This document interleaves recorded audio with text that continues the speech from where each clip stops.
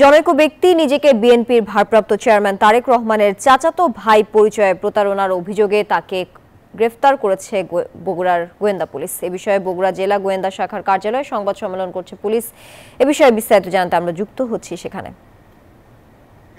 আসলে তিনি কাজ করতেন, ফোনে কথা বলতেন না সামনাসামনি যেত? তিনি ফোনে অধিকাংশ সময় কথা বলতেন, তিনি সামনাসামনি হতেন না।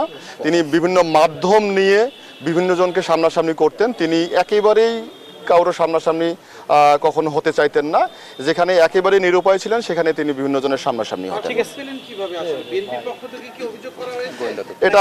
এটা আসলে ভুক্তভোগীরা যখন আমাদেরকে জানায় তখন আমরা নিজেরা তদন্ত সাপেক্ষে তার কিছু ফোন নাম্বার ট্র্যাক করে আমরা তাকে বের করতে সক্ষম হই। আর কেউ জড়িত আছে কিনা আপনার মনে হয় এর সাথে?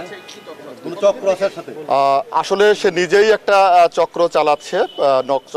এই চক্রের আরো 2-4 জন বা সদস্য থাকতে পারে বলে আমরা মনে করছি তদন্ত সাপেক্ষে, এবং সেগুলো পূর্ণাঙ্গ তদন্ত হলে সেভাবে আমরা বের করে নিয়ে আসতে পারবো এবং তখন বলতে পারবো এই চক্রে আরো কারা কারা সদস্য আছে। আপনাদের পুলিশ সদস্যের মধ্যে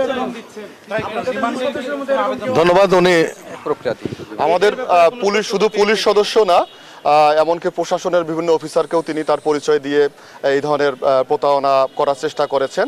কোথাও কোথাও সফল হয়েছেন এবং কোথাও কোথাও তিনি সফল হননি।